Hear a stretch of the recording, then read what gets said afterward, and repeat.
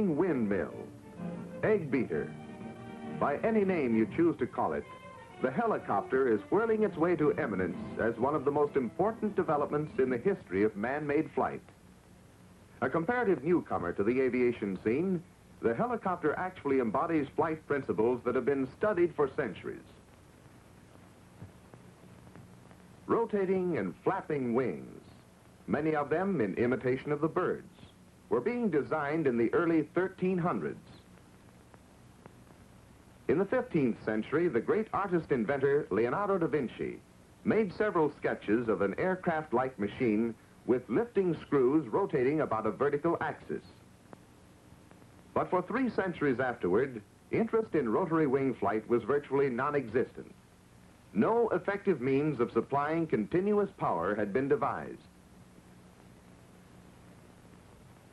In the early 1900s, the Frenchmen Cornu and Breguet and Russian-born Igor Sikorsky were making their initial but inconclusive experiments with early gasoline engines to turn the rotors. Not until 1937 did interest in the helicopter revive, when suddenly out of Germany came dramatic news of the remarkable Fokker helicopter, whose performance was reported to be vastly greater than anything achieved so far. In that year, Hanna Rösch, famous German woman flyer, flew the first experimental machine from Bremen to Berlin at an average speed of 68 miles per hour, and took a subsequent model up to 11,700 feet. By 1939, Sikorsky, now in America, had built his famous VS-300 machine, the first to find a good solution to the hampering problem of torque reaction. From this time on, the helicopter played an increasingly important part in peacetime and wartime aviation. Compared with the advance in fixed wing flying, helicopter development until recently has been slight. Most designers have centered their attention on altitude and speed. But as Sikorsky himself pointed out, mastery of the air will depend not alone on how fast we travel, but on how far we stretch the difference between high speed and low speed. How far supersonic planes will stretch this difference in one direction, we can only guess. But the helicopter has taken us to the very limits of the other extreme. The helicopter can stand still in midair. The helicopter can take off vertically. It can move forward, backward, or sideways. It can travel 100 miles an hour or a few feet an hour. It can land with or without engine power on a few feet of landing surface. The combination of these qualities make possible a whole new field of air operation. The helicopter is excellent for reconnaissance and liaison work, for spotting missions and supplying troops in the field, for transporting equipment and personnel between points otherwise inaccessible by air, for rescue work, as proved by its heroic service record in Korea. To begin our study of rotary wing flight, let us first examine the basic principles of aerodynamics which enable the helicopter, or any craft for that matter, to support itself in airborne flight. When a conventional airfoil, like an airplane wing, is passed through the air mass, the air separates in front of the airfoil's leading edge and slips around it much as water slips around the sides of a moving ship. Now, let us vary the angle of attack, or the angle at which the airfoil passes through the air mass. We tilt the wing upward slightly, and the stream of air passing over the top of the wing is unable to hug the surface as closely as does the air striking the wing's bottom surface. This creates a low pressure along the top surface of the wing and a high pressure on its undersurface.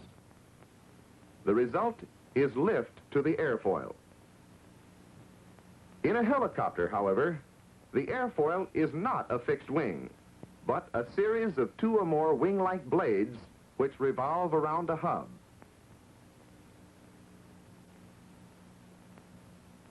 When pitched at an angle of attack, the blades create this same low pressure along their top surfaces and high pressure against their lower surfaces. The result, as with a fixed wing, is lift. On a fixed-wing aircraft, the angle of the airfoil's attack depends entirely on the attitude or position of the aircraft itself. In the helicopter, however, the angle of the blade's attack may be altered independently of the fuselage. Recognizing that moving an airfoil through an air mass gives an aircraft the support it needs to become airborne, let us see how the helicopter utilizes this principle. The primary forces to produce flight can be classified as thrust and lift, which must be produced in greater force than drag and weight in order for flight to result. In fixed-wing craft, thrust is supplied by the engine-propeller combination or jet thrust. Lift is supplied by the wing surfaces. In the helicopter, however, thrust and lift are supplied simultaneously by the main rotor, which is driven by the engine. Now that we've discussed the principles producing flight, let's see how the helicopter is controlled in flight. Controlled flight is the coordination of vertical flight, horizontal flight, and steering. Vertical flight is achieved by the turning of the main rotor blades, which are powered by a gasoline engine. The engine is situated in the fuselage, which also houses the pilot and necessary controls. Now, if the speed of rotation and pitch of the main rotor blades is sufficient, the plane will rise. From this, it follows that varying degrees of pitch will produce varying degrees of lift. A greater degree of pitch with sufficient engine power to maintain rotor RPM will naturally produce a greater rate of climb. Lesser degrees of pitch will produce less lift and thus enable the machine to hover or descend. To produce these varying degrees of pitch, we employ a control system known as collective pitch control. A collective pitch stick, situated to the left of the pilot seat, connects to the rotor blades by a series of linkages and bell cranks and moves the blades on their pitch bearings. To raise our machine, we increase the pitch by pulling up on the collective stick. But immediately, a new problem arises. As the blades increase their pitch, they naturally offer more of their surface in passing through the air mass, thus creating greater resistance or drag. The tendency would be for the blades to slow down.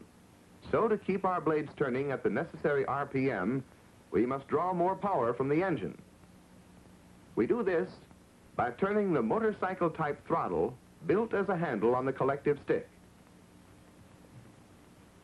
In most helicopters, the movement of the stick and the compensating movement of the throttle are synchronized. But even so, the pilot must make small adjustments frequently. Assuming then that our machine is rising from the ground, we encounter still another problem. A phenomenon takes place called torque reaction. Torque reaction is the tendency of any force applied in a specific direction to create an equal force in the opposite direction. In this case, the engine is producing force to drive the blades in one direction, but an equal force tends to swing the engine itself around in the opposite direction. Since the engine is not anchored to any stationary object, but instead is held inside the free-swinging fuselage, the fuselage of the entire helicopter tends to spin around in the opposite direction to the blade's rotation. Controlled flight under this condition would be impossible. Sikorsky is credited with being first to produce a practical answer to this problem. As a result of his experiments, we now use a long outrigger mounted on the rear of the helicopter called a tail boom, and attached to it a small propeller or tail rotor, rotating in a vertical plane parallel to the fuselage. This tail rotor is connected to the power plant by means of a long drive shaft. The pitch of the tail rotor blades may also be varied. Their degree of pitch is controlled by linkages to a pair of rudder pedals located in the pilot's compartment. When the tail rotor pitch is increased, the blades act like a conventional propeller and pull the helicopter's tail away from the direction in which the torque reaction tends to turn it. Or the pitch may be lessened to such a degree that the blades offer very little resistance, and thus allow the tail to be turned in the direction of the torque reaction. As we can readily see, this arrangement provides us with an excellent means of directional control. But now, let us continue our vertical ascent. Notice how the fuselage hangs like a pendulum, with its center of gravity directly under the rotor head. We are moving upward, but suppose we want to increase our rate of climb. All we do is increase the pitch on the main rotor blades and add throttle to maintain RPM. To slow down our vertical ascent, or to hover in midair, we lower the collective stick to lessen pitch, and at the same time maintain RPM by adjusting the throttle. We are hovering in midair, preferably 3 to 5 feet off the ground. So far, we've demonstrated the first function of the helicopter, the function of vertical flight. Now we're ready to demonstrate the second function, that is, horizontal flight. Assuming there are no wind currents, our main rotor blades are turning in a disc plane that is horizontal, and the lift and thrust vectors are perpendicular to the disc. Movement in any other direction will be achieved by tilting the rotor disc in that direction. Logically, we would expect the helicopter to follow the absolute direction in which the disc is tilted. The force of gravity, however, is pulling the machine downward. At the same time, the rotor is pulling it upward and thrusting it forward. The resultant of these forces is forward motion. As forward motion begins, a loss of lift results due to the tilting forward of the lift vector to provide thrust. To maintain altitude, add collective pitch, making small throttle adjustments to maintain RPM. The method by which the rotor disc is tilted is called cyclic control. Situated directly in front of the pilot's seat, like the control stick of a fixed-wing aircraft, is the cyclic control stick, which actuates a series of linkages leading to the lower of 2 circular metal plates, one above the other and separated by bearings. This entire mechanism is called a swash plate. The lower plate does not revolve, but may be tilted in any direction by movement of the cyclic control stick in that direction. This movement forces a corresponding tilt on the upper plate, which revolves on the bearings at the same rate of speed as the rotor. The hub of the rotor blades in this particular machine is connected to the upper revolving plate by suitable linkages, which force the entire rotor disc to tilt in the direction first imposed by the movement of the control stick. Cyclic control is independent of collective pitch. Collective pitch changes may be applied regardless of the angle of tilt of the rotor disc. Generally speaking, the collective pitch of the blades provides vertical lift, while tilting the rotor provides forward, backward,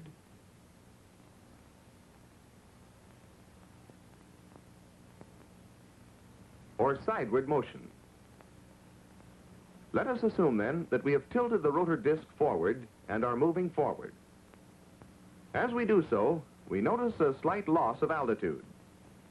This is due to the fact that while we are hovering just above the ground, our rotor was forcing air downward in a limited area, and thus building up additional air pressure beneath the helicopter. This additional pressure is referred to commonly as a ground cushion. When the helicopter moves forward, it slips off this ground cushion into thinner, less compressed air, and so suffers a slight loss of air support from below. The pilot, however, compensates for this loss by applying more power and by increasing the pitch of the main rotor blades. Before we've gone very far, however, we notice a tendency of the craft to regain this lost altitude. Additional lift, called translational lift, is imparted to the rotor by virtue of horizontal motion. So far, we have seen the first function of the helicopter, namely vertical flight, and its second function, horizontal flight. Now we're ready for its third function, namely directional control. This is managed by two simultaneous maneuvers: tilting of the rotor disc in the direction we wish to go, and changing the blade pitch of the tail rotor. Let's assume we want to make a right turn. Our cyclic stick is in the forward position. Now we press it slightly to the right. This tends to pull the craft slowly about in the direction the disc is tilted. Such a turn, without steering help from the tail rotor, would result in a slipping turn similar to the turn a fixed-wing aircraft would make using aileron and no rudder. So, at the same time that we apply cyclic stick, we gently add right rudder. This decreases the pitch of the tail rotor and allows the torque reaction from the engine to swing the tail to the left, turning the nose to the right. The helicopter then makes a coordinated turn, the way a fixed-wing aircraft does when ailerons and rudder are applied simultaneously. When the heading we want has been reached, we neutralize the controls and roll out of the turn. Reversing this procedure would naturally turn the helicopter to the left. Sideward flight of the helicopter to right or left can also be achieved simply by pitching the tail rotor blades through rudder pedal action, so that constant fuselage heading is maintained regardless of rotor tilt or fuselage movement. The question often rises, if a helicopter engine fails in midair, won't the helicopter immediately go into a free fall and crash? Fortunately, this need not happen. A helicopter, if handled properly, can glide to a landing more easily than can a fixed-wing craft, because it needs less space in which to land. Such a dead engine landing is called an auto-rotation landing. When the blades are being driven by the engine, they force the air downward through the rotor system. When the engine fails or is cut out manually, the helicopter itself begins to lose altitude. But the air passing upward through the rotor system forces the blades like a windmill to continue their rotation in the same direction they were going. As the helicopter goes into auto-rotation, the collective pitch stick must be put in full down position, reducing the pitch to a minimum in order to lessen drag, thereby permitting sufficient RPM to be built up. In fact, the RPM will generally be the same as when the machine is flying under power. As long as the rotor is turning at sufficient RPM, it is generating lift, powered or not. 20 or 25 feet above the ground, we flare out holding minimum pitch and return to level position. As the helicopter begins to settle and reaches about 10 feet of altitude, increase the collective pitch of the blades.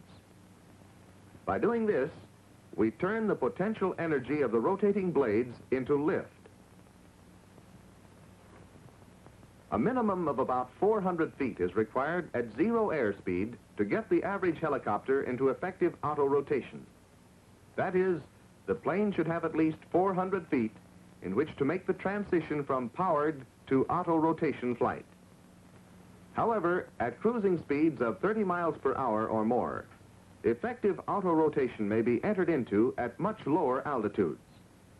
Because the forward speed allows most of the 400 feet of air travel required to accomplish this transition to be done in horizontal rather than vertical flight.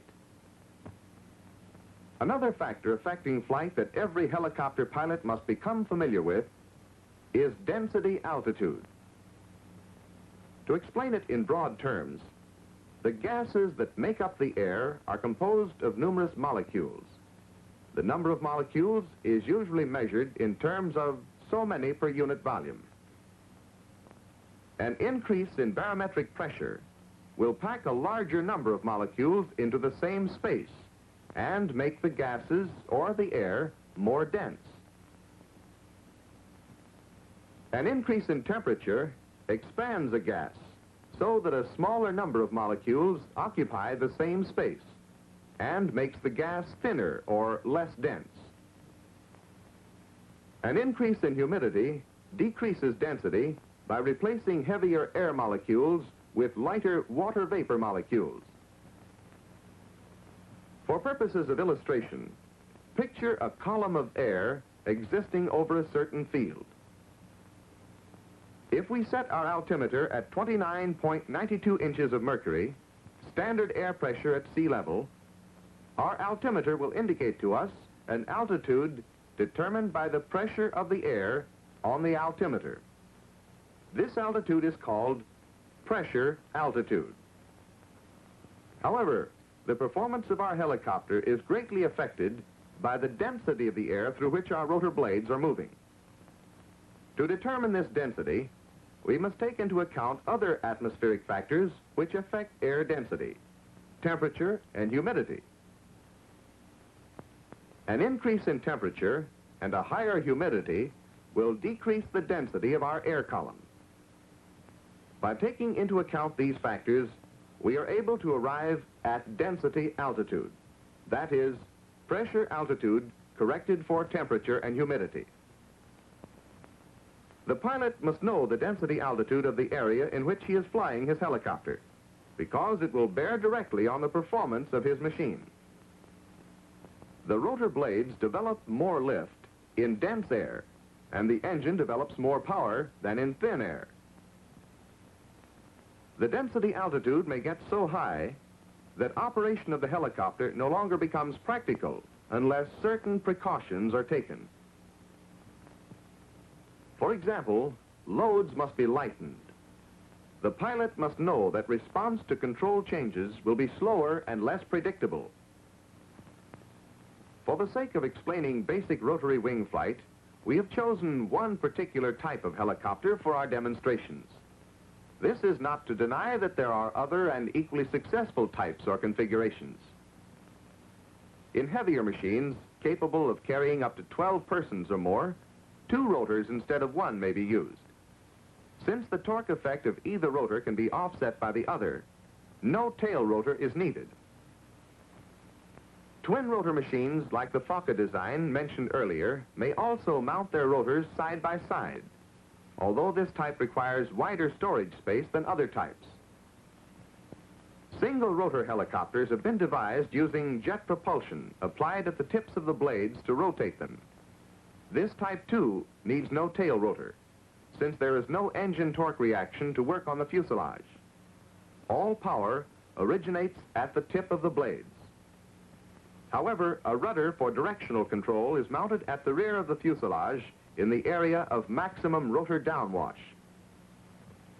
The number of blades on the individual rotor systems may vary from 2 to 5 or more.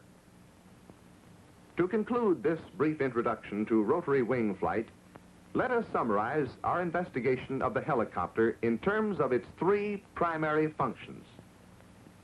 The first of these is the function of vertical flight.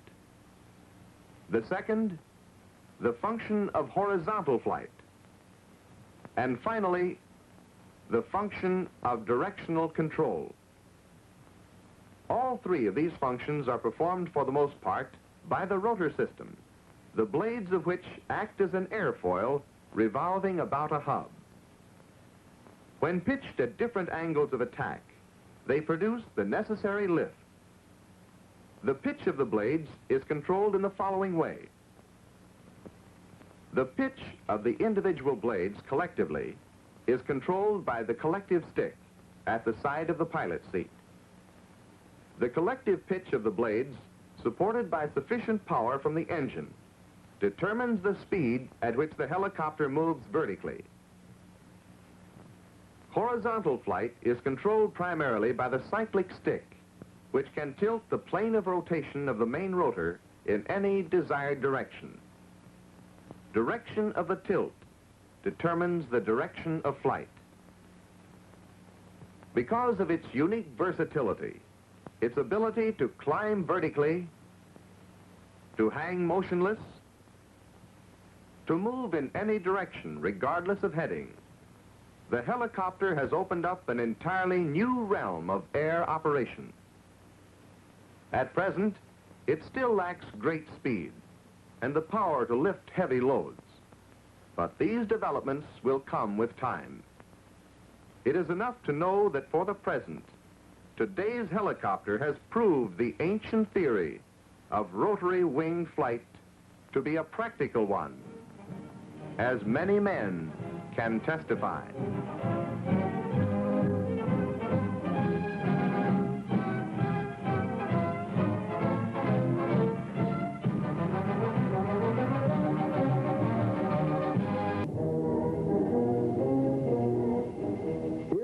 Six types of rotary wing aircraft which are being used extensively by the Army today. The H-13, a two-place, single-rotor, side-by-side helicopter designed for evacuation, observation, and reconnaissance. The H-23, also a two-place, single-rotor, side-by-side helicopter designed for evacuation, observation, and reconnaissance. The H-19, a 10-place, single-rotor helicopter designed for liaison, cargo transport, and assault operations. The H-21, a 16-place, tandem-rotor helicopter designed for cargo, evacuation, and assault operations. The H-25, a 4-place, 3-liter tandem-rotor helicopter designed for rescue, cargo, and assault operations. And the H-34, a 14-place, 6-liter, single-rotor helicopter designed for cargo, rescue, and assault operations. As aircraft maintenance men, you will be responsible for the care and maintenance of these and other Army helicopters. Therefore, it is of vital importance that you know and understand the principles and procedures employed in the safe ground handling of all types of Army rotary wing aircraft.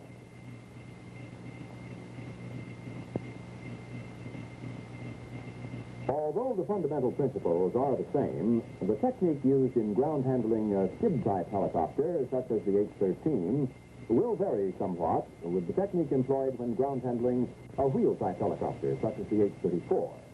So for the purpose of this film, we will concern ourselves with only these two aircraft. Let's begin with this H-13, which has just recently landed. Observe closely the manner in which it is handled, serviced, and moored. Before manhandling any aircraft, all electrical switches must be checked to ensure that they are in the off position.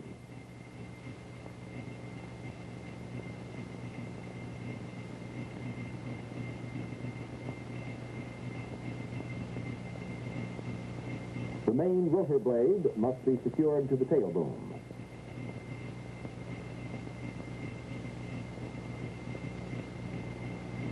The friction lock must be tightened on the cyclic control stick. And since the H-13 utilizes a skid-type landing gear, the wheels must be placed in the extended position, thus allowing the ship to be moved freely.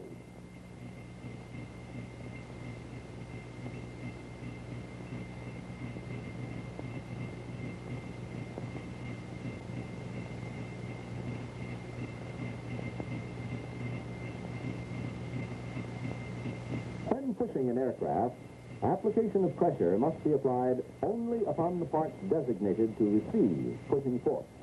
These parts are known as push points.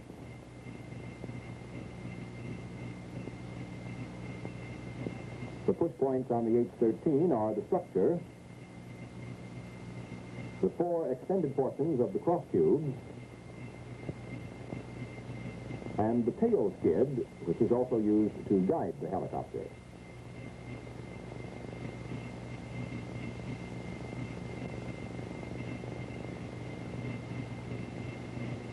At the refueling point, the helicopter is placed at least 20 feet away from the fuel pump. 20 feet is the minimum distance that an aircraft should be from a fuel pump or truck during the refueling period. Before refueling any aircraft, it is always necessary to ground the fuel hose first. This precaution lessens the possibility of fire resulting from static electricity. To ground the hose, the grounding jack is inserted into the grounding plug located near the filler cap. Only after the fuel hose has been grounded is the filler cap removed and the hose nozzle placed into the filler neck.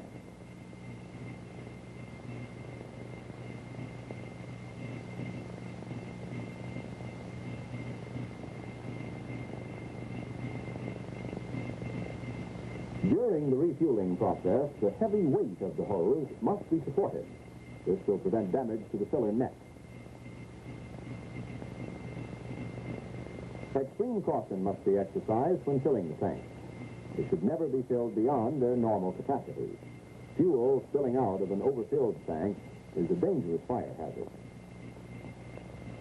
One of the greatest fire hazards, however, is smoking. There must be no smoking within 50 feet of any fuel dump, fuel truck, or aircraft, whether it is on the ground, taking off, or landing. As soon as the tanks have been filled, the filler cap is replaced. This action must be taken before the grounding jack is disconnected.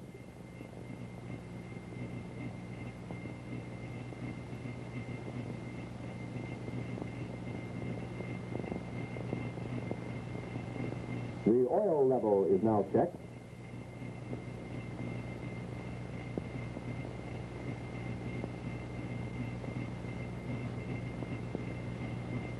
And the servicing recorded in Part 2 of the DD Form 781.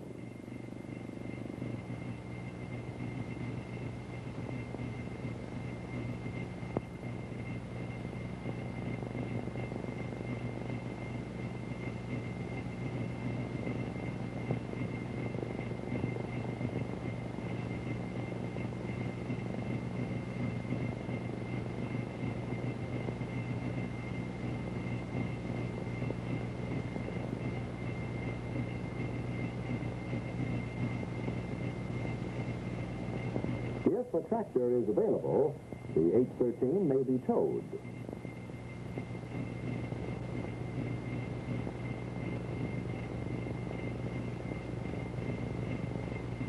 To tow a skid-type helicopter with an aircraft tractor, a bridle made of 3/4-inch rope must be used. The bridle is connected first to the forward cross tubes of the landing gear,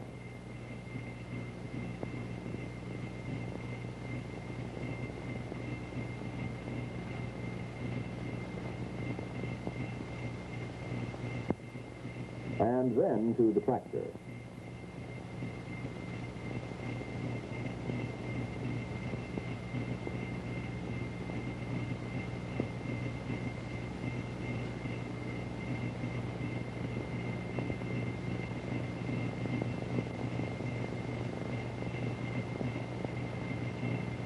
When a skid-type helicopter is towed, a man must be stationed at the tail boom extension both to guide the ship and to stop it from rolling onto the tractor.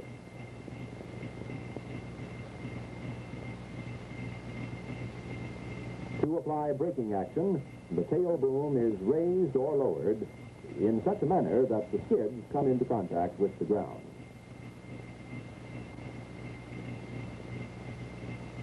When braking action is not desired, the tail boom should be held at level so that the helicopter may rest on its wheels. This will prevent needless wear and tear on the skid.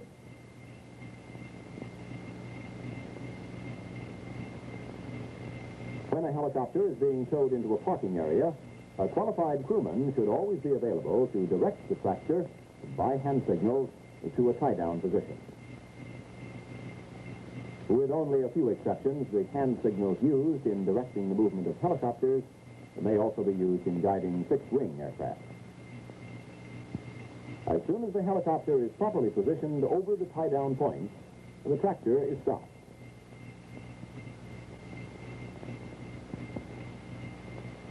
bridle is now disconnected, first from the tractor and then the helicopter.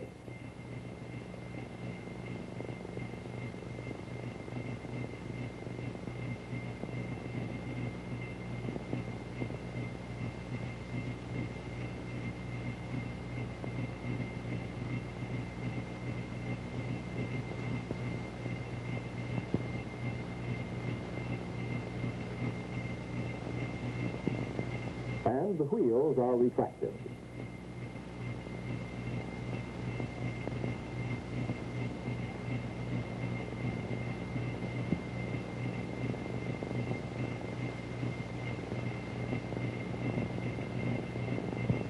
The aircraft is now ready to be tied down. There are 4 tie-down points on a skid-type helicopter, one at each end of the cross tube.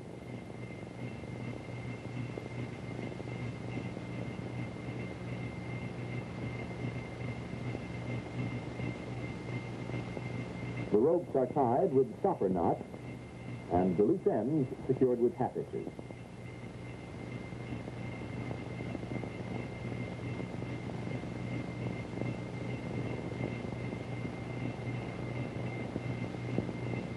In the event of high-velocity winds, it is recommended that helicopters be moved into hangars.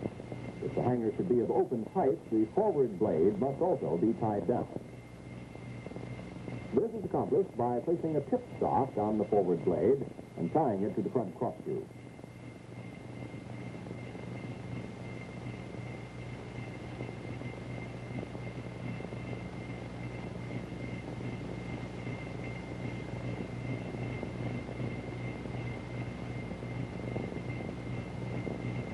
The helicopter may now be untied and moved into the hangar. Remember, always moor an aircraft headed into the wind. With a few exceptions, the H-34 is ground-handled in much the same manner as the H-13.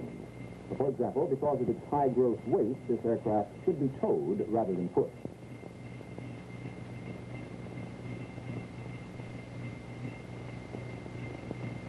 The tow bar is connected first to the tail wheel axle.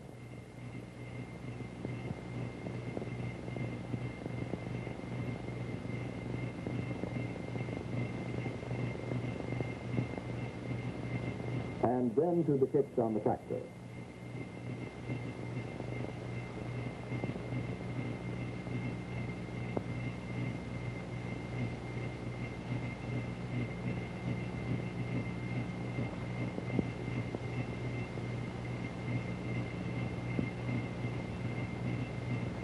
The brakes are now released, and the tail wheel unlocked. Although steering is automatic when the aircraft is towed, a crew member must always be in the pilot's seat to operate the brakes. If the aircraft is to be towed in the forward position, the tow bar is connected to the tie-down rings on the main landing gear. Towing speed should be no faster than a normal walk. If the aircraft is moved in close proximity to other aircraft or objects, a guide must be available to ensure adequate clearance between the rotor blades and the objects being passed. Care must also be taken to avoid sudden starts, stops, and short radius turns. When the helicopter is properly positioned over the tie-down points, the tractor is stopped.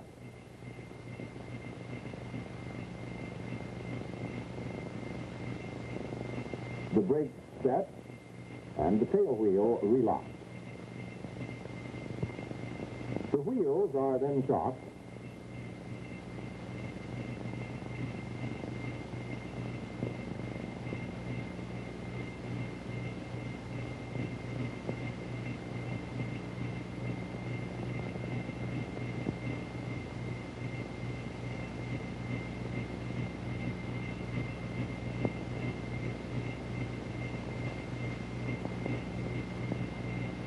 And the tow bar removed.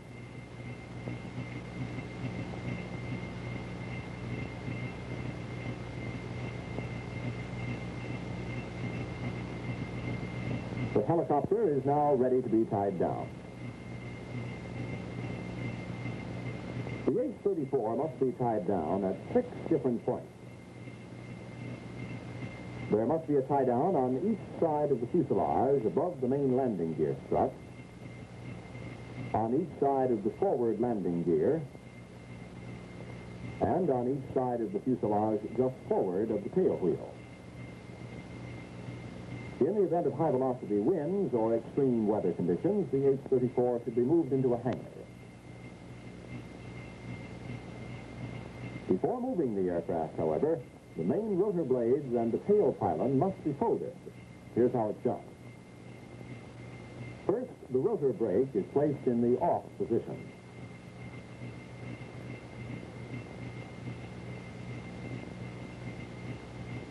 Then the tail pylon is folded. It takes 2 men to fold the pylon. One to steady it, while the other releases the lock pins on the ratchet lock.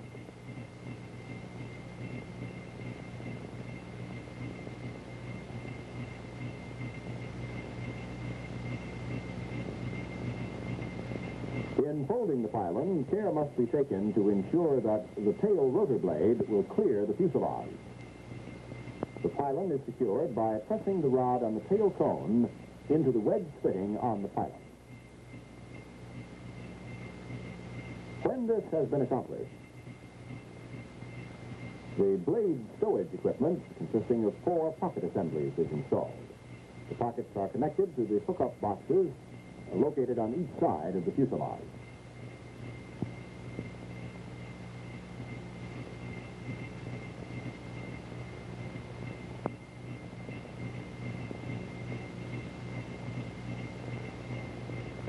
After the collective pitch control has been placed in the low position and the cyclic in neutral, the main rotor blades are turned until they are equally spaced, 2 blades on each side of the fuselage.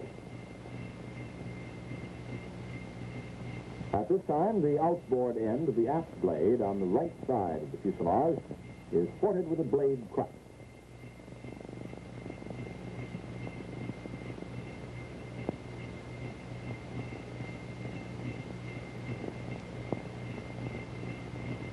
And the safety wire on the blade lock knob is cut.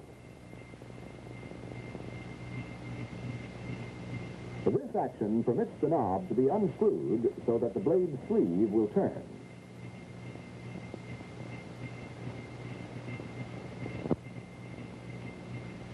The taper pin is then removed.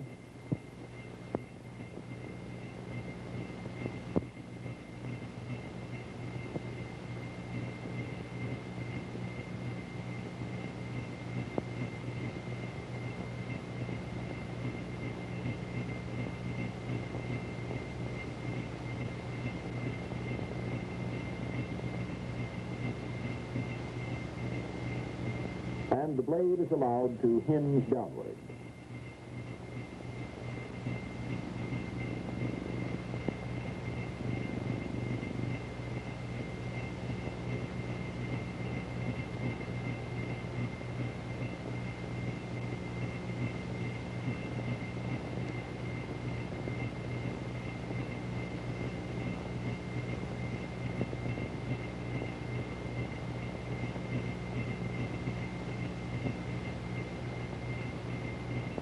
The blade is folded to the side of the tail and secured in the upper blade pocket. When securing the blade, care must be taken to ensure that the leading edges are in the down position.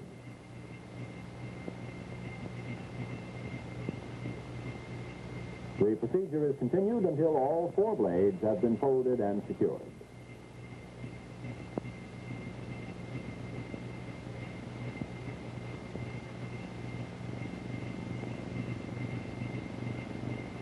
The aircraft may now be untied and towed into the hangar.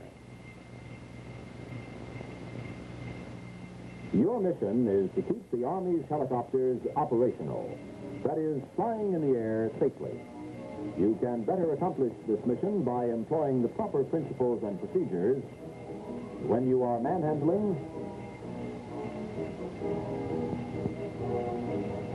servicing servicing, towing, and mooring, the Army's rotary wing aircraft.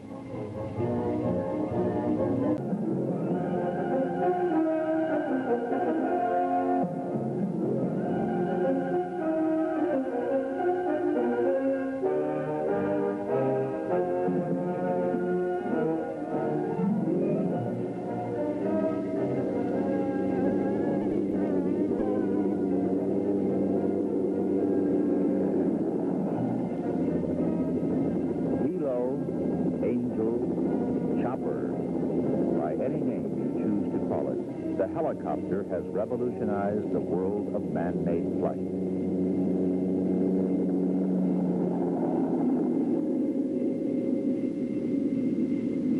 Although the helicopter was one of the earliest conceptions for power-driven flight, it was one of the latest to get into the air in practical form. In the 15th century, the great artist-inventor Leonardo da Vinci had analyzed the flight of birds and had made several sketches of an aircraft-like machine with lifting screws rotating about a central axis.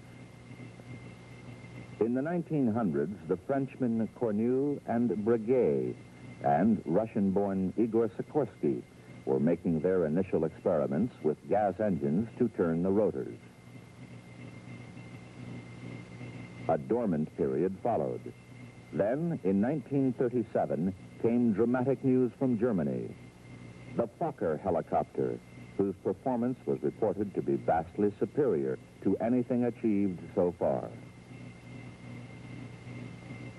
In 1939, Sikorsky, now in America, had built his famous VS-300 machine, the first to solve the problem of uncontrolled spinning or torque reaction by adding a small tail rotor. Thus began an age when helicopters were to play a most important part in both civil and military aviation. The helicopter's role in rescue work is already legendary.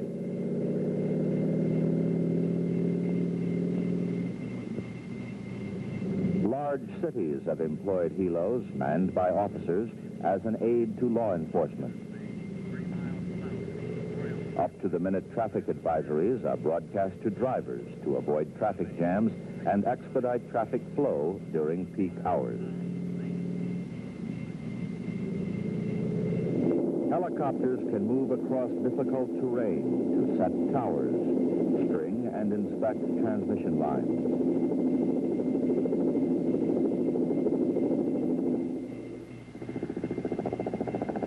The helo's powerful rotor wash can be used for more effective crop dusting.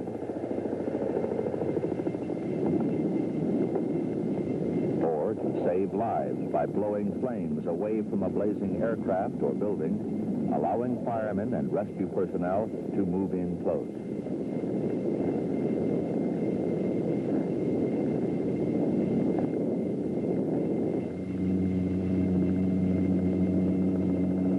Executives now travel door to door on business trips. The most important of these being our own chief executive, who often lands and takes off from the White House lawn.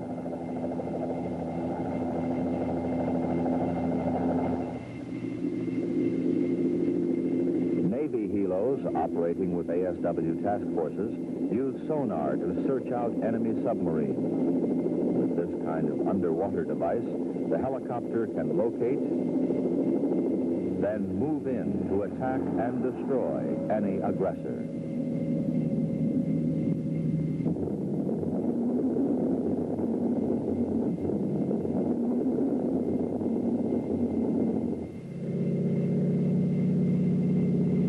The Vietnam conflict has been called the world's first helicopter war. Choppers have brought a new mobility to the battlefield.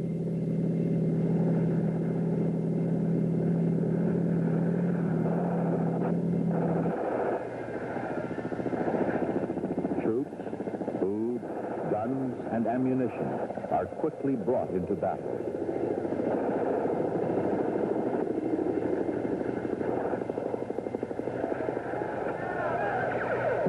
Gunships fly protection for ground forces.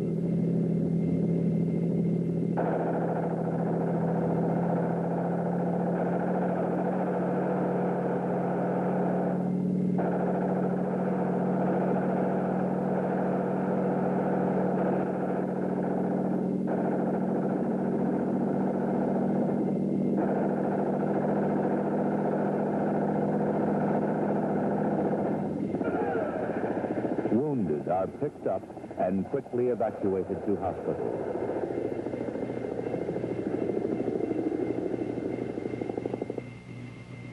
Unlike the fixed-wing aircraft, the helicopter has a unique freedom of movement. It can fly up or down, hover in place, fly forward or sideways, and can even fly backward. It can land without engine power in an area little more than its own length. How does this unique and versatile machine work? Although a complex machine, it flies for the same reason any heavier-than-air machine flies. Air passes over its airfoils to achieve lift. The airstream separates in front of the leading edge and moves across both the upper and lower surfaces. If we vary this angle at which the airfoil strikes the air, or its angle of attack, air passing over the top of the airfoil does not hug the surface as closely as air along the bottom. Both airstreams reach the trailing edge at the same time, but air along the top travels farther and thus must travel faster. This increase in velocity reduces the pressure on top of the airfoil. The result, a lift to the airfoil. The Hilo airfoil is not a fixed wing, but a series of two or more power-driven blades or wings, which revolve around the hub and is called a rotor. The action of the main rotor produces both the desired lift and thrust. Lift by increasing angle of attack on rotor blades, thrust by tilting the plane of rotation of the main rotor. The main rotor blades are attached to a shaft or mast connected through the transmission to the helicopter's engine. The mast is situated at or near the center of gravity in a single rotor helicopter. Helicopters are controlled about 3 axes: longitudinal axis,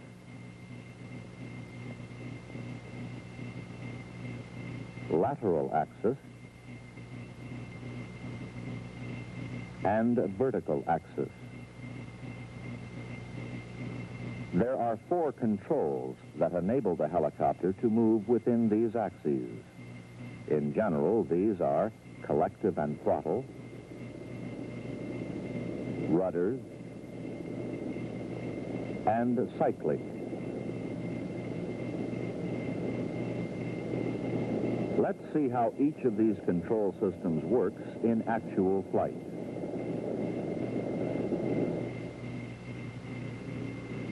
The collective controls blade pitch and is connected to the blades by a mechanical linkage system. As we pull up on the collective, blade angle of attack is increased. However, this increased angle of attack offers more surface to the wind, creating greater drag. More power must be applied, or blades will slow down. With additional power and increased angle of attack, the Hilo climbs. In gas turbine helicopters, a fuel control automatically compensates for this condition. In other types, the pilot must apply additional power manually. To increase altitude, we increase angle of attack, thereby thereby increasing lift, assuming blade speed is constant. Conversely, to descend, we lower the collective. The blade now offers less angle of attack and consequently less lift. Therefore, the helo settles. Addition of collective will stop the descent. As the helicopter starts to rise, torque reaction begins to rotate the airframe. Torque reaction is the tendency of any rotational force applied in a specific direction to create an equal force in the opposite direction. Torque reaction is controlled by pressure on the rudder pedals, which govern the pitch or angle of attack of the tail rotor blade. Left rudder increases angle of attack. Right rudder decreases angle of attack. Suppose we are in a hover and we want to rotate left. As we apply light pressure on the left rudder pedal, the helo rotates left. The angle of attack of the tail rotor is increased, thereby overcompensating for torque reaction. To rotate right, we press the right rudder pedal. Angle of attack on the tail rotor blades is decreased, allowing partial torque reaction to rotate the helo.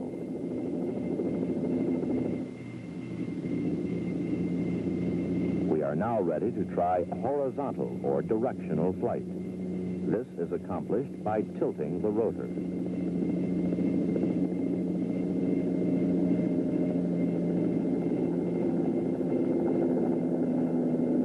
Control of the rotor's tilt is by the cyclic in front of the pilot. It controls movement about the lateral axis, forward or backward, and also about the longitudinal axis for right or left turns while in forward flight.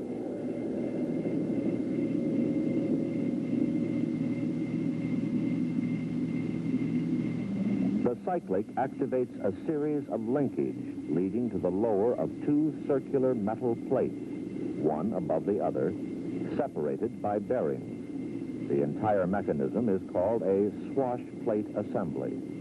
The lower or stationary swash plate does not revolve, but can be tilted in any direction by movement of the cyclic control stick in that direction. This tilts the upper or rotating swash plate, which revolves about the shaft, changing blade pitch as the blades rotate. Directional control is achieved by two simultaneous actions: tilting the rotor in the direction we wish to go and changing the pitch of the tail rotor. From a hover, forward flight is achieved by moving the cyclic forward. You will notice that the helo tends to settle due to loss of ground cushion. An increase in the collective must be made to maintain constant altitude.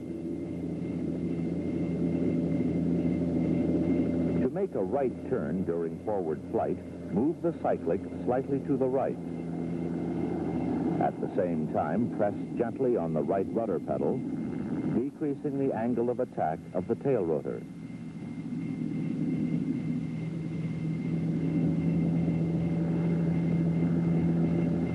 To turn left, reverse direction of these movements.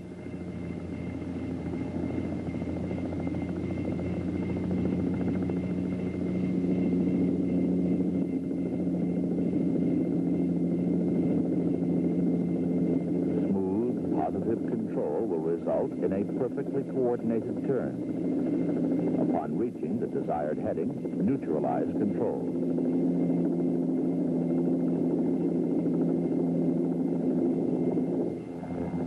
To fly sideways from a hover, move the cyclic in the desired direction, while maintaining constant fuselage heading by rudder pedal action. As we have seen, collective pitch changes angle of attack and controls vertical lift to allow the helicopter to fly up or to hover. Rudder pedals operate the tail rotor, which aids in directional control of the aircraft.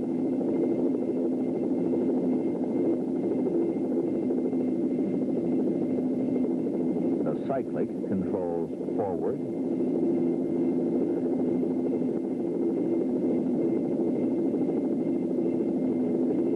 backward,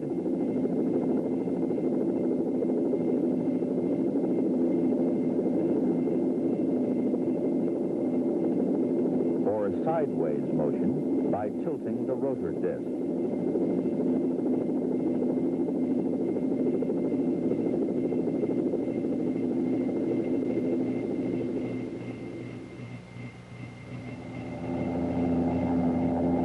One question often asked is, what happens if the engine fails? The answer is auto-rotation. A freewheeling unit disengages the rotor system. Immediately lower the collective to reduce angle of attack. This will lessen drag and aid in maintaining rotor RPM.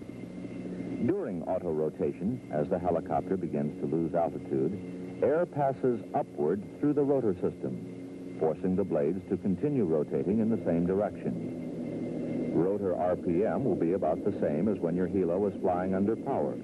Establish and maintain designated auto-rotation airspeed. At the prescribed height above touchdown point, assume a landing attitude. Pull up smoothly on the collective, reducing your rate of descent by turning the potential energy of the rotating blades into lift. There is now a downward flow of air through the rotor, which allows a safe and gentle landing. Your vertical rate of descent without power will be roughly comparable to that of a parachute. From a hover at altitude, a helicopter needs approximately 400 feet to pick up sufficient forward speed to effect a safe landing. However, at cruising speeds, effective auto-rotation can be obtained at nearly any altitude. When the engine stops at these speeds, air velocity forces air back through the rotor system almost immediately, thus permitting a safe landing from almost any altitude.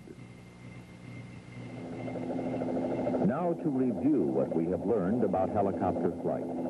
There are three kinds of flight: vertical flight, hovering, and horizontal flight. Changing the pitch or angle of the main rotor and tail rotor blades controls helicopter movement. In vertical flight, the collective controls the magnitude of thrust. To climb, all blades are at high pitch. To hover, all blades are at medium pitch. To descend, all blades are at low pitch. In horizontal flight, the cyclic controls the direction of thrust and is moved in the desired direction of travel. Rotation of the helo is controlled by changing the pitch of tail rotor blades.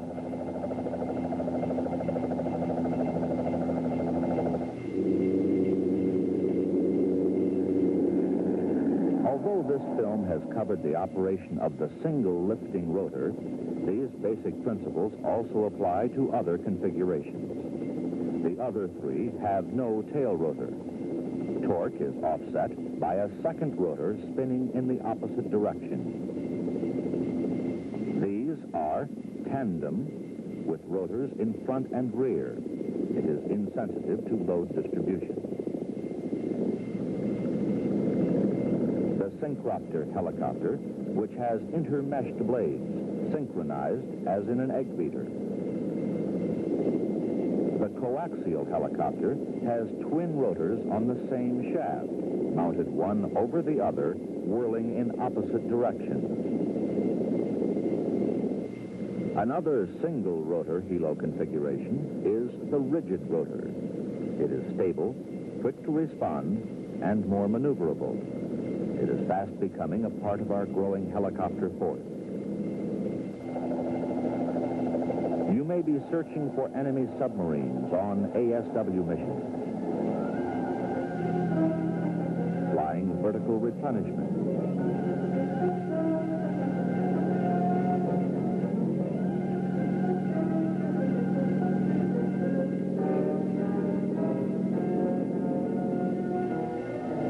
rescuing astronauts from the sea,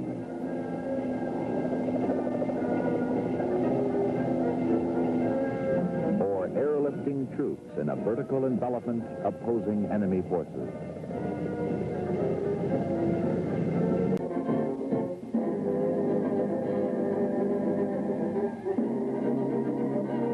Ever since the helicopter was introduced as an Army air vehicle, student pilots have had the jitters before their first night flight. This film contains no secret formulas. It does contain helpful facts and guidance. To prepare yourself for your first night flight, the most worthwhile way for you to spend your time is in the cockpit. Make a list of instruments, switches, and controls. Then learn to locate them without looking at them. You will find that with a little practice, your familiarity with the cockpit will be increased. Even your daytime flying proficiency can be greatly improved by this exercise.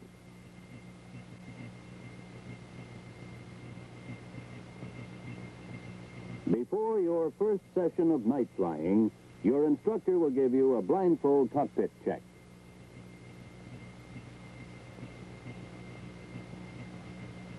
This may seem more like a game than training, but you'll value it when you find that your hand goes automatically to the right control or switch without hesitating or fumbling.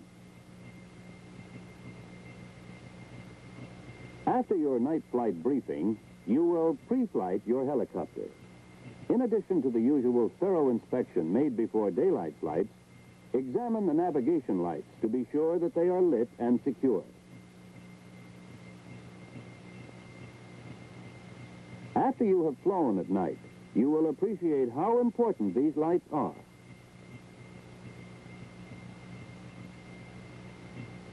Inspect the wires to see that there are no loose connections.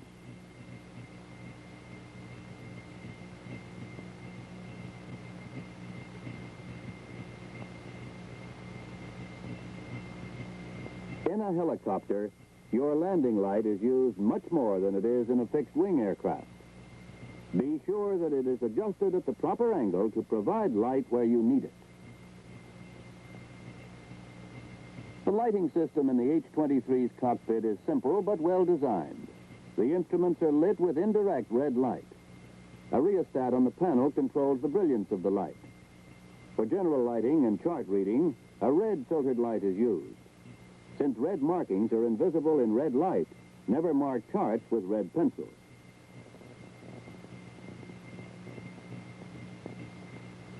Never, in training or in the field, take off at night without a flashlight. Like the chart light, it should be equipped with a removable red filter. If the batteries are not fresh, replace them. In an emergency, your flashlight may be your only light. At night, it is important to see that the bubble is as clean and clear as possible.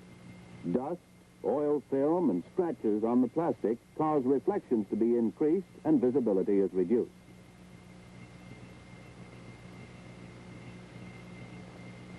Continue with normal pre-flight inspection. Check to be sure that the fire extinguisher, ballast bar, and shoulder harness are properly secured.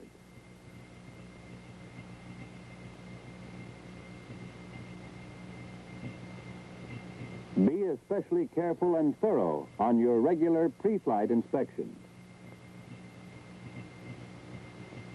Your odds on successfully landing a dead helicopter are greatly reduced after dark.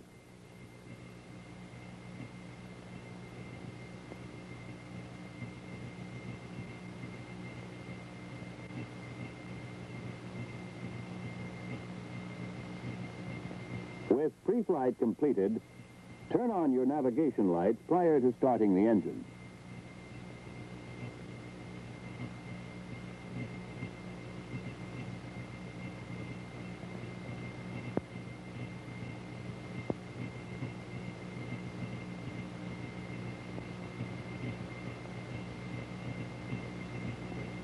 While the engine is warming up, make a radio check for proper transmission and reception. With lights on, it may be necessary to increase RPM until the generator cuts in order to obtain efficient radio performance. For this reason, and to conserve your battery, never allow the engine to idle slowly for more than a short time at night. Be particularly careful to have an accurate altimeter setting. With visibility limited, this is obviously the best way to avoid flying into the ground or an unmarked obstruction. Now, add power and pitch and hover out for takeoff.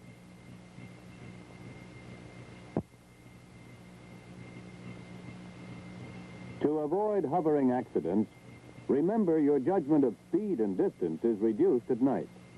Use your landing light if it will help you. Follow the same procedures used in the daytime, but take extra care, and above all, move slowly. The slower you move, the more time you have to make decisions and to alter your course.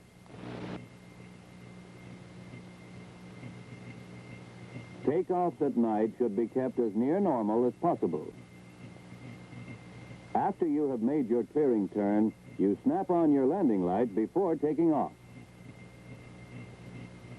You will experience your first new sensation when you leave the lighted area of the heliport and fly into the relative darkness of the sky above. This transition is similar to the sensation of walking from a lighted room into a darkened one. You feel ill at ease until you become adjusted to the darkness. With experience, you will become accustomed to this sensation. While climbing out, you should cross-check airspeed, altimeter, RPM, and manifold pressure. The beam from your landing light will provide reference to the ground and help you to hold a straight ground track. At about 100 feet, your landing light will become ineffective. Turn it off and make a conscious effort to orient yourself. Look for the lights of a town. Try to distinguish the glow above the horizon. A combination of cross-checks of instruments and an effort to orient yourself will do the trick.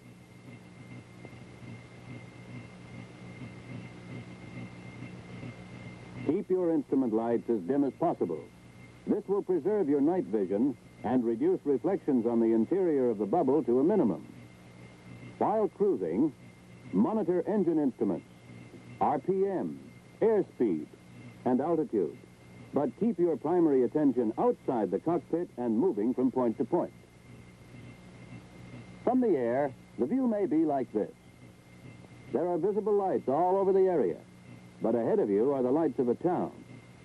You fail to keep your eyes moving and become fascinated by the lights of the town.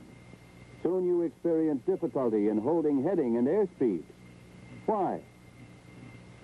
The answer is that you are unconsciously adjusting your attitude to fly toward the town. By scanning the horizon and all visible lights, you will have no more difficulty in holding attitude than you do in the daytime. Keeping your eyes moving is the only way to avoid those ugly words, mid-air collision. Be alert for other aircraft and learn to recognize their course and proximity by observing their lights. All aircraft are equipped with navigation lights just like those on your H-23. In addition to navigation lights, other aircraft, such as this H-34, have a rotating beacon. Its red flashes can be seen from many miles. At closer quarters, navigation lights can tell you another aircraft's course. Anytime you see two closely spaced red and green lights, another aircraft is flying directly toward you. If the aircraft is flying in the same direction, you will also see the white tail lights, especially in the pattern. Learn to judge their speed relative to yours so you won't overtake them.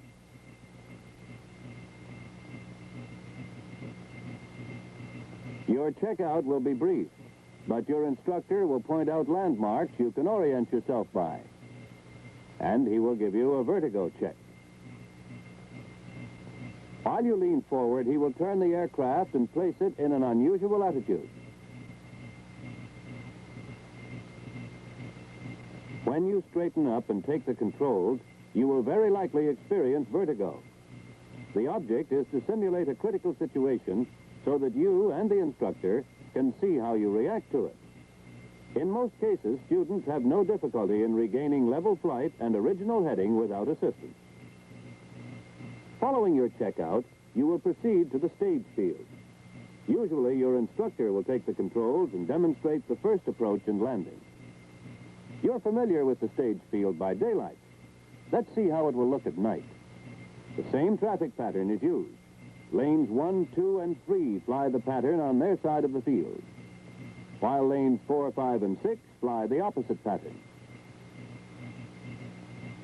Entry to and departure from the patterns is at 45 degrees. The only difference in the physical setup is that lanes 1, 2, 5, and 6 are used for approaches, while the center lanes, 3 and 4, are used for auto rotation. These lanes are marked at night with a row of white lights. All lanes are marked with a green threshold light at each end. Panels are used in the daytime as a guide to initiate your approach. At night, amber lights are used to mark the panels to be used for your approaches, this being the first panel in each lane. These lights are not intended to illuminate the area. They merely define the lanes and landing panels. Your stage field work will be covered in detail in your night briefing and in talks with your instructor. We will cover only the high points. Your first few takeoffs and approaches will be made dual. When the instructor feels you are ready, he will send you out solo. With the instructor beside you, you will make approaches with your landing light on and with it off. You will, however, use the landing light on all solo approaches. For obvious reasons, you must use extreme caution to stay in your own lane. In at least one way, precision approaches are easier at night. The air at ground level is calmer than it is in the daytime. There is usually no problem of turbulence. One of the best ways for you to get the feel of handling the helicopter at night is to practice hovering. Without the clearly visible outside references to which you have become accustomed, you will find at first that you don't immediately sense changes in attitude. Once you've gotten the knack, however, you'll have come a long way toward mastering night flight. Before you solo, you will make at least one auto-rotation. Auto-rotations will not be made solo, except, of course, in an emergency. When you are ready for solo, call for clearance to cross the intervening lanes before taking the instructor to the parking area. Hover carefully, but move across the landing area without hesitation. Note also that you use your landing light whenever you hover at the stage field. Call again for lane crossing clearance before moving out onto the stage field. Then move out to the lane and panel which the controller has designated. Before leaving the stage field, let us consider some important safety precautions. Do not attempt steep turns at night. Without clearly visible references, you can get into serious difficulties. Here's another point. Never turn on your landing light on base legs. Here's what can happen. There's another pilot on base in the opposite pattern. Without thinking, you snap on your light and blind him just when he needs all the vision he has. You'll get down safely, but will he? Make a shallow turn onto final and coordinate your descent carefully. At about 200 feet, snap on the light. This will give you plenty of time to accustom your eyes to its glare before you actually need it. Takeoffs are rigidly controlled. Call for clearance and make a clearing turn. This enables you to check traffic in all directions and allows the control supervisor to check your navigation lights. You will spend the balance of the period making normal takeoffs and approaches. Remember, in night operations, there are no new maneuvers. The only real difference is that visibility is limited. Now, let's review what we have learned about night flying.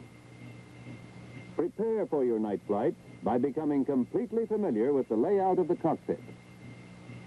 In pre-flight, check the navigation and landing lights, instrument and map lights, and your flashlight. Check your radio for transmission and reception. While hovering, move slowly and you'll avoid accidents. Use your landing light on takeoff.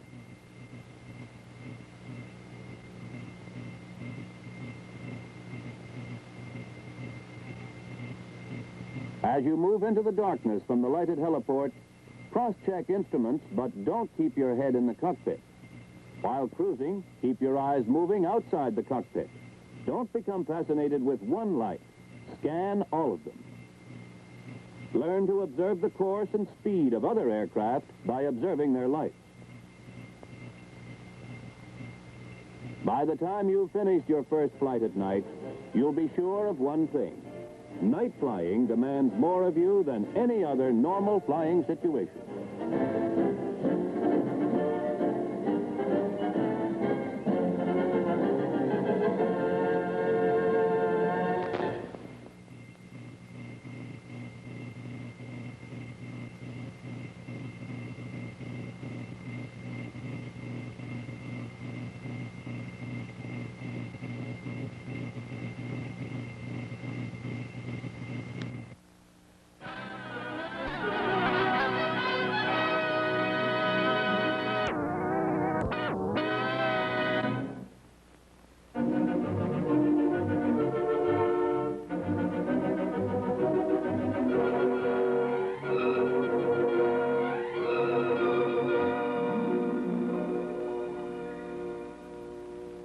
Yes, sir. Right, sir. Road junction at Checkpoint Lima. Yes, sir. Can have a helicopter there in 20 minutes or less. Yes, sir. Watson?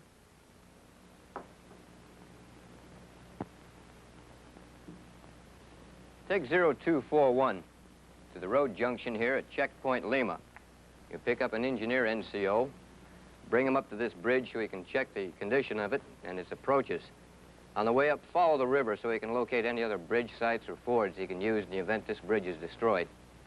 Any questions? No, sir.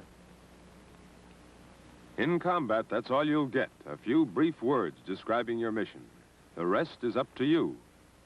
Plan your flight, prepare your map, select checkpoints, calculate fuel requirements, and be there in 20 minutes or less. Right now, in primary flight training, is when you must learn how to do it. Later in your training, you'll get many hours of practice in flying such problems. Let's go back several years in this aviator's career to the days when he was in primary. Watson is a little worried about this part of flight training, navigation. It sounds, well, sort of complicated. Physical things like flying are hard enough, but charts and plotters and computers, there always has to be something to make life more difficult. But the very first thing the instructor says makes Watson determined to learn navigation. During the past few years, almost the entire world has been equipped with electronic aids to navigation. Range stations, marker beacons, ADF facilities, omni-range, and radar. We could eliminate dead reckoning navigation and pilotage from your training, except for two exceedingly important facts. First, in the low-level tactical flying you will be doing as Army aviators, you can make very little use of these electronic aids. Second, if a major war were declared tomorrow, these commercial electronic highways might very well be shut down for the duration. As Army aviators, therefore, pilotage and dead reckoning are more important to you than to most other aviators. Setting it down in a pasture because you're lost and out of fuel is embarrassing in peacetime. In combat, it could be fatal. With a new understanding of the importance of navigation, Watson is ready to learn, and he soon makes a pleasant discovery. There isn't as much math and mystery to navigation as he had feared. Common sense is the main ingredient, and Watson, like most men selected for flight training, is long on common sense. Most military men understand the basic principles of geography. The use of latitude and longitude to define position isn't difficult, but it's a little harder to understand how the features on the spherical surface of the Earth can be transferred to a flat sheet of paper, like a map, without a great deal of distortion. This is accomplished by a process called projection. The three most important projection techniques are Lambert conformal, Mercator, and stereographic. Each of these methods of projection has special characteristics. For example, Mercator projections are best suited for use near the equator. Charts based on stereographic projections are most accurate and easiest to use in the high latitudes, near the poles. But Lambert conformal projections give the aviator the truest representation of terrain, direction, and distance in most areas of the Earth. Therefore, Lambert charts are most frequently used for aerial navigation. Map reading was not new to Watson, but he had to change his concept of the length of a mile. For years, he'd thought in just plain miles or statute miles. In the United States, a statute mile is 5,280 feet, but in other countries it has different lengths. The nautical mile, however, is the same all over the world. It is longer than a statute mile, but its length in feet is not important. The important and very handy fact about a nautical mile is that it equals 1 minute of latitude. Therefore, each degree of latitude always equals 60 nautical miles. This makes rapid guesstimating of distance very simple. For example, these two airfields are just about 1.5 degrees of latitude apart, or approximately 90 nautical miles. Remember, you can always measure nautical miles on any chart, even if you don't have a nautical mile scale, because 1 nautical mile equals 1 minute of latitude. Watson learned to respect charts. Every flight depends on the picture of areas, locations, distances, directions, and conditions which they provide for the aviator. Having learned about the charts available to aviators, Watson started on a new phase of his course in navigation, plotting and measuring, the technique used for laying out a course and determining its distance and direction. At first, it seemed that the instructor was making a great deal of fuss about flying from A to B, but it turned out to be more complicated than Watson had expected. Learning how to use a plotter was simple. It has a straight edge for drawing lines and scales for measuring distance on various charts. It also has special scales for determining the direction of course lines. Step 1 in plotting is to draw a course line from departure to destination. Then measure its length with the appropriate scale. Determining the direction of the course line is equally simple, provided one precaution is taken. Every line has 2 directions, in this case about 075 degrees and 255 degrees. Aviators have been known to use the opposite direction and fly a fine course directly away from their destination. To avoid this error, estimate your direction first. This direction is obviously in the quadrant between 0 and 90 degrees. Now, place the straight edge of the plotter on the course line and slide it until the hole at the center of the direction scale is over a meridian nearest the midpoint of the course line. Where the meridian intersects the arc of the scales, read the scale which gives the figure in the estimated quadrant between 0 and 90 degrees. The direction of the course line is 075 degrees. Since we estimated it first, we know that it certainly is not 255 degrees. The direction of the course line measured from the meridian is called true course.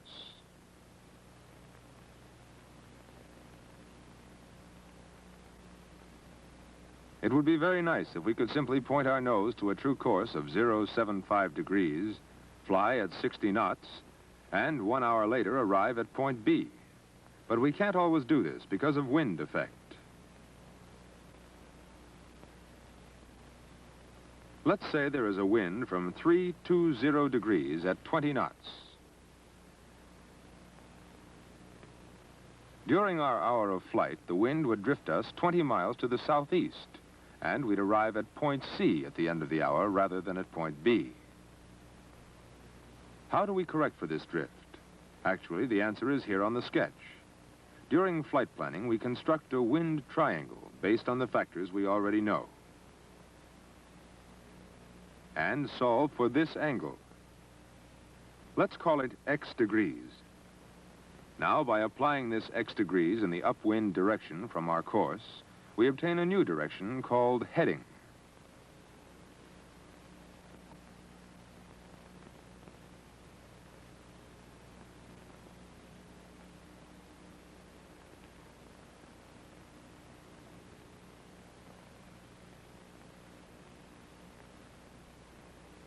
This angle is called true heading. In other words, we turn the nose of our helicopter X degrees upwind so that we are flying into the wind and overcoming the drifting effect as we make good our course to point B. The ability to obtain drift correction quickly and accurately depends on learning to solve wind triangles, and that means learning to work with the computer. On the wind face of the computer, you can work any vector problem which may come up, either in flight planning or in the air. Practice until you're thoroughly familiar with it.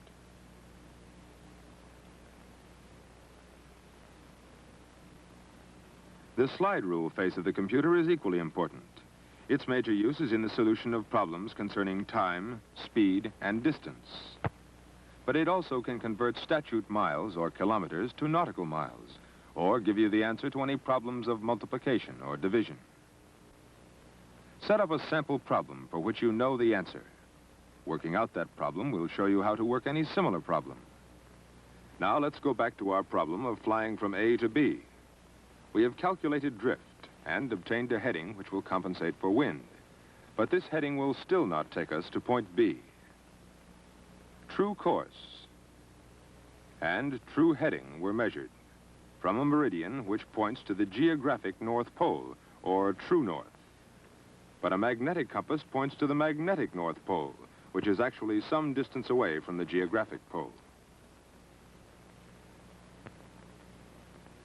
For this reason, at most points on the Earth, there is a difference between true north, shown by meridians, and magnetic north, indicated by a compass needle. This difference is called variation.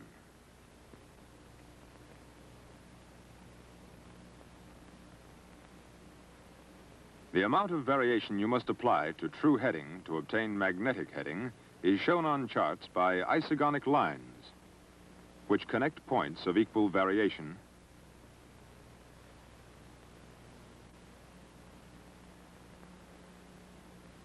and show variation east or west between true north and magnetic north.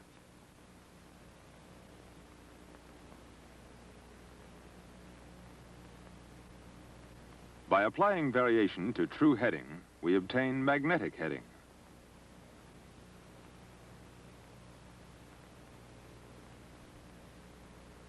Another factor which affects your compass reading is the aircraft itself.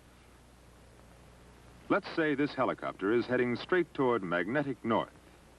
It would seem that its compass should read due north, but it does not.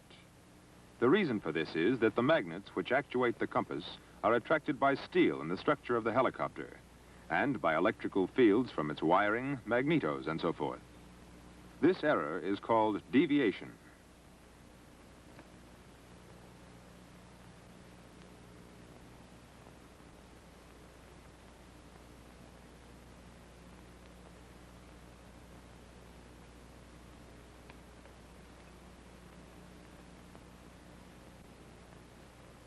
Near the aircraft compass, you will find a compass card, which gives the deviation for the compass in that particular aircraft. Deviation is usually quite small, but on a long flight it can be important. Applying deviation to magnetic heading will give you compass heading.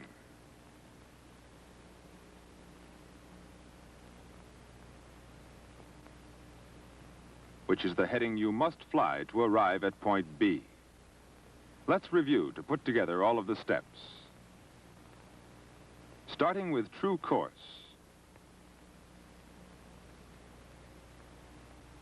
Which is measured from a meridian, we add or subtract drift correction.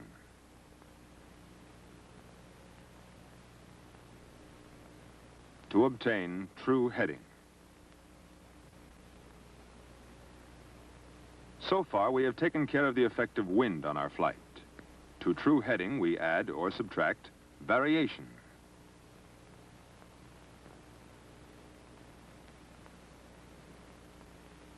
To obtain magnetic heading.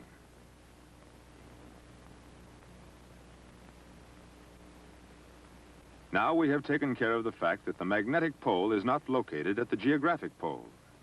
To magnetic heading, we add or subtract deviation.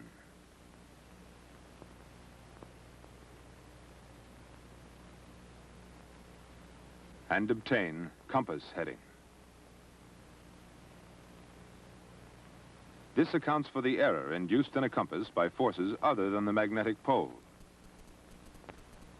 After completing flight training, Watson was assigned to Fort Hood. He's only been there a week or two, and right now he's receiving his first assignment for a cross-country flight. He's to fly a Sioux from Fort Hood to Fort Sill, leaving Hood at 1000 hours. Oh, 750 hours, just about 2 hours to get ready. Let's listen in on Watson's thoughts for a moment. Maybe I should get someone to help me plan the flight. Someone with more experience. No, I'll do it myself. No time like the present to find out how much I learned in school.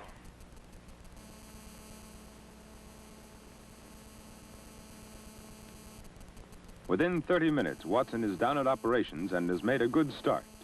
He's checked weather and found that it's VFR all the way. And he's selected his charts and surveyed the route. Right now, he's estimating his fuel requirements and selecting refueling points. Let's listen in again. Little better than 3.5 degrees of latitude. 3.5 degrees times 60 miles to the degree. 210 miles plus a little bit. 2 fuel stops should do it. One at Walters and one at Shepherd. Just close enough together to leave me a margin for error. Now I get the course lines drawn and select checkpoints. After drawing in course lines, he proceeds to select checkpoints, making sure that they are obvious ones, not easily confused with similar points close to his course. Before recording them on his chart, he rechecks to make sure they are close enough together. He'll be flying at about 1,000 feet in an H-13.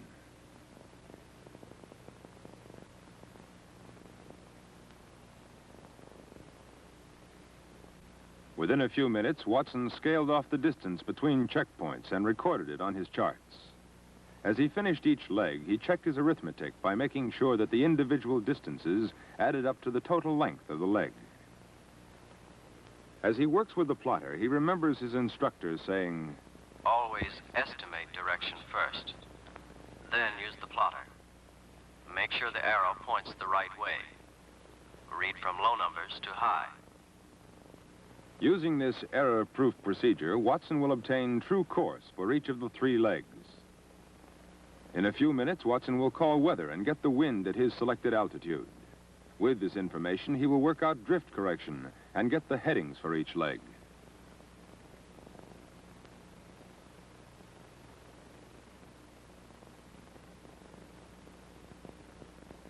With the aid of the computer, Watson has now obtained true airspeed, ground speed, drift correction, and true heading for each of the legs. And with this information, checks to find variation from the closest isogonic line. Variation remains the same for all 3 legs. Watson seems happy with the job of flight planning he's doing. From here on, Watson's flight plan is clear sailing. He'll finish with plenty of time to recheck his work, file a flight plan, and pre-flight the Sioux. Then, from the card in the helicopter, Watson will select the deviation appropriate for each leg of his flight. Applying deviation to magnetic heading, he will obtain compass heading and be ready to take off. Careful planning and practical experience, such as this at Fort Hood, will really pay off in this combat situation where we first met Watson. For combat missions demand an expert knowledge of map reading, dead reckoning, and pilotage.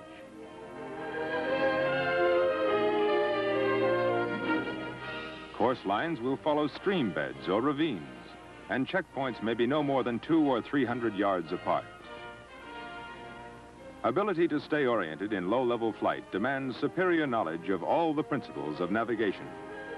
Armed with his thorough knowledge, Watson can and will undertake and complete this mission successfully.